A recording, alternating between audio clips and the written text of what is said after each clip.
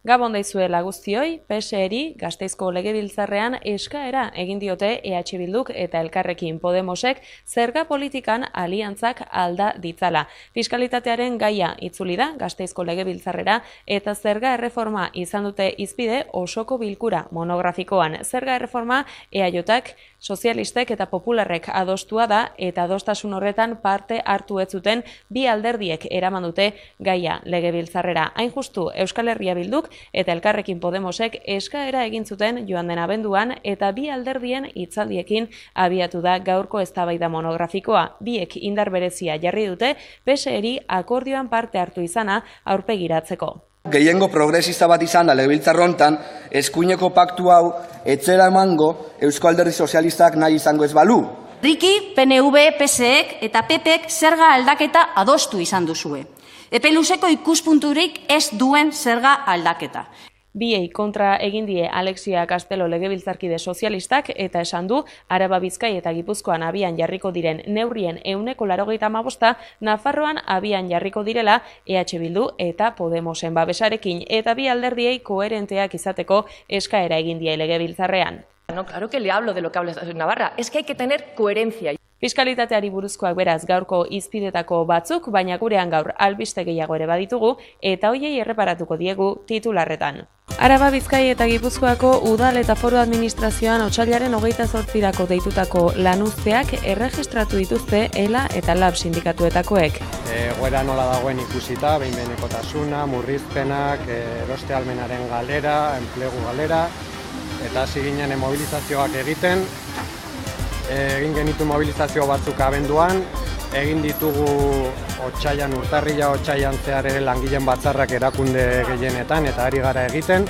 Mobilizazio batzuk ere egin dira udal ezberdinen aurrean eta gaur ja erregistratuko dugu 28rako deituta dugun lanuztea, 4 orduko lanuztea.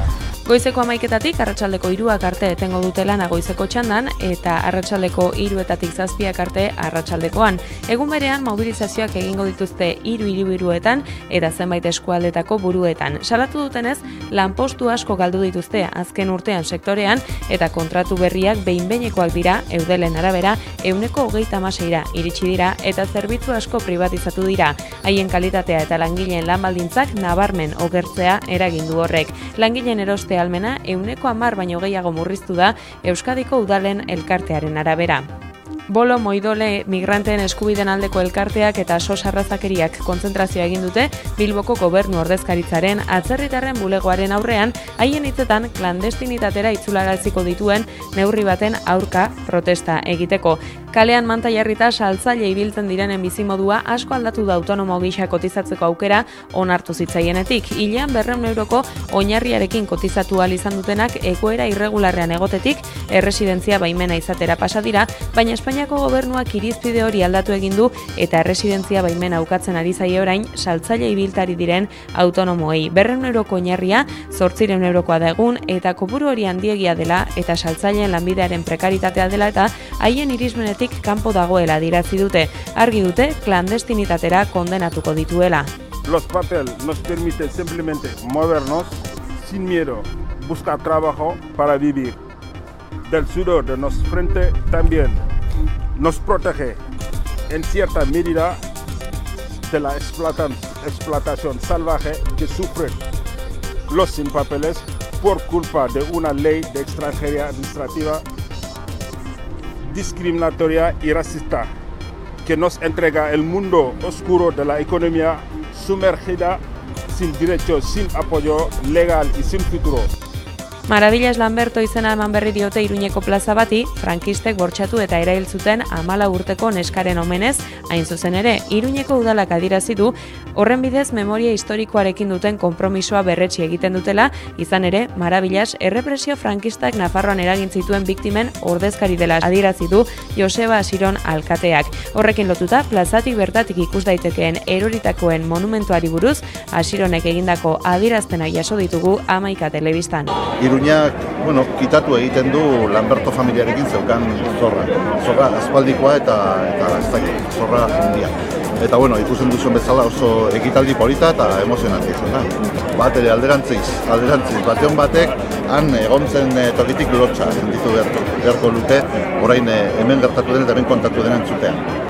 Bai, dudari gabe, nik uste hori memoria espazio bat bilakatu behar da. Nik ez dakit zein izango den erekinaren patua, eta orain ez da ere eztabaidatzen ari garena, baina bai ziur naiz espazio hori eraldatuko dugula, modu batez edo bestez, eta memoria eremu bat bilakatuko dela. Hori, seguru. Nafarroako Osasun Sailak transbide jarri du martxan, transexualei, transgeneroei eta intersexualei eskaintzen dien arreta hobetzeko. Diziplina anitzeko unitate teknikoa izango da eta arreta integrala eskaintzea du helburu transexualei, transgeneroei, intersexualei zein haien senide eta gertukoei. Unitate hori sortzeko neurria iazko ekainean onartutako legearen barnean dago. LGTBI+ kolektiboko herritarren gizarte berdintasuna bermatzeko legearen barnean alegia. Minbiziarekin iraundutenen tasa 5 eta 6 puntu artean hasi da Araba, Bizkaia eta Gipuzkoan. Eusko Jaurlaritzako Osasun Sailak 2000 urtetik 2012 arteko minbizi kasu guztiak aztertuta ondorioztatu du hori. 2012an diagnostikoaren ondoko 5 urteetan iraupen tasa 42 pasatxokoa zen gizonetan eta 60%koa andreetan. Itxaropentsua aurkeztu du Jon Darpon Eusko Jaurlaritzako Osasun Sailburuak datu horiek biltzen dituen txostena. Azterlan honen arabera 2000 urtetik ona Euskadin minbizia gainditu duten pertsona kopurua nabarmen hasi da. Europa eta Espainiako batez bestekoaren gainetik hasi da. Euskadin minbizia diagnostikatu eta 5 urtera inoizkoen 42% gainditzen du eta emakumeen 60% gehiekik. Tumore gehienen kasuan emakumeak dira, gainditze portzentaje handiagoa dutenak. Nabarmendu du Europako batazbestekoaren gainetik dagoela iraupen tasa Araba, Bizkaia eta Gipuzkoan eta 2000 urtetik 5 puntu hasi dela emakumeetan, 6 puntu berriz gizonetan. Darponen ustez, medikuntza arloan izandako aurrerapenek ez ezik diagnostikoan egindako lanak ere garrantzia izan du. Aurrera begira berriz, sustapenean jarriko dute indarra. Ikerketa proiektuak sustatzen jarraituko dugu. Baita bizitza osasuntsurako aiturak sustatzen ere, jarduera fisikoa eta elikadura osasuntsua bultzatzeko programekin, alkohol eta tabakoari buruzko interbentzioekin eta bar. Azken batean, arrisku faktoreak ekiditea da helburua. Gizonezkoek gehien dituzten minbizimoten artean, hobekuntza nabarmenenak giltzurrunekoak izan du, eta andreen kasuan plasmozitoak eragindako minbizian igo da gehien iraupen tasa. Gizonek gehien izan ohi duten minbizia prostatakoa da, 80%koa da mota horretan iraupen tasa, eta andrei bularreko minbiziak eragiten die gehien, 85%an dago iraupen tasa.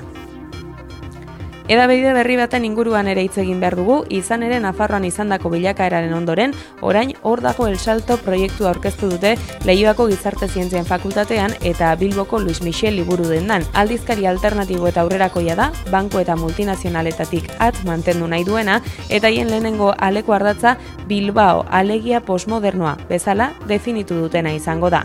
Espainiako Auzitegi Gorenera joan da deklaratzera Mireia Boia matxinada egitea gotzita. Kupeko parlamentarioiaren aurkako neurririk ez du hartu Pablo Llarena epaileak eta auzitegitik irtetean Boiak errepresioa pairatu duten ordezkari katalanez. Hitz egin du eta salatu du herritarren botoz babestutako erabakiak onartu gabe jarraitzen duela Espainiak. Aunque a mí no me hayan pedido ningún tipo de medida cautelar, hay 4 personas que están secuestradas por el Estado español.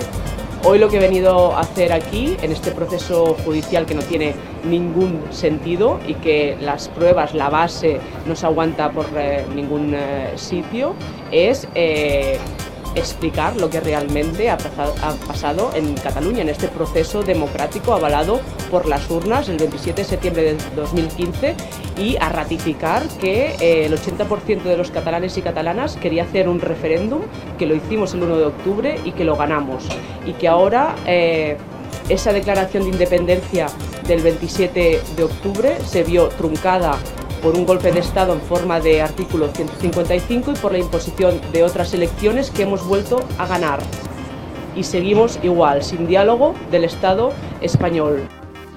Boiaz gain beste hainbat daude jarenak deklaratzera deitutakoen artean, Kupeko diputatuoi Ana Gabriel, Marta Pascal PDKteko koordinatzaile nagusia, Marta Rovira ERSko idazkari nagusia, Artur Mas Kataluniako presidente ohia eta Neus Lloberas Udalerri Independentisten elkarteko presidente ohia. Pascalek eta Rovirak datorren astelenean deklaratuko dute, Masek eta Lloberasek hurrengo egunean eta Gabrielek asteazkenean. Benet Saldellas Kupeko diputatu ohia da, Gabrielen abokatua eta ez du argitu Gabriel epaitegira aurkeztuko ote den. Erabakita dutela, baina garaia iritsi arte ez dutela jakinaraziko esan du.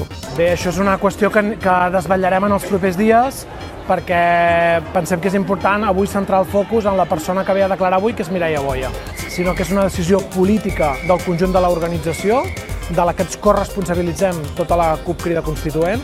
És una decisió que ha estat molt meditada i que ha estat discutida i presa des de fa dies.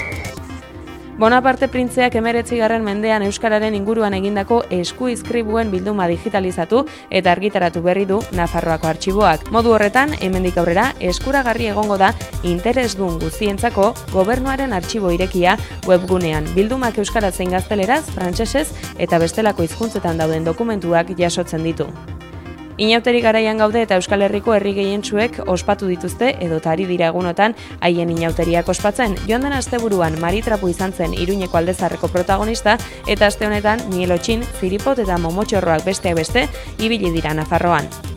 Kiroletan aste honetan futboleko Europa Ligako kanporaketak itzuliko dira. Atletiken gizonezkoen taldeak Moskun jokatuko du. Ostegunean, arratseko 7:00 aurrera, bertako Espartaken aurka. Zurigorria jadanik Errusiako hiriburuan daude, hango baldintza klimatikoetara lehenbailen egokitu asmoz. Kirol alorrari dagokionez, Zigandaren taldeak ligako ibilbide urria ahaztu eta Europan aurrera egin nahiko luke. 11koan berrikuntzak egon litezke, Inigo Martinezek ezin izango baitu parte hartu eta posible da Mikel San Jose hasieratik aritzea. Talde zurigorriarekin lotuta, Agerraketxe, Erramoztarra Major League Kuzerreko Toronto taldera joan daiteke. Realari dagokionez, Eusebioren jokalariak Madrilen emandako itxura eskasa alboratu nahi dute, horretarako Austriako ligako liderra den Salzburgo jasoko dute anoetan. Hitzordua ostegun honetan izango da arratseko 7:00 aurrera. Txuri-urdinek kanporaketa bideratuta utzi nahiko dute, baina aurrean ez dute aurkari erraza izango. Raul Navas deialditik kanpo geratu da, baita min hartuta dagoen William Jose aurrelari brasildarra ere. ACB Ligarekin akordio erdietsita Espainiar estatuko saskibaloi jokalarien sindikatuak deitutako greba bertan bera geratu da. Ondorioz asteburu honetan kopa lehiatuko dute, Baskoniak 9 urte geroago titulua eskuratu nahiko du berriz ere bertan, eta horretarako lehen urratsa ostiralean Esbetislab Pesik entrenatzailea fitxatu berri duen Bartzelona kanporatzea izango da. Txus Bitor eta Bilbotarrak zuzentzen duen Valentziak Teneriferen aurkako kanporaketa jokatu beharko du.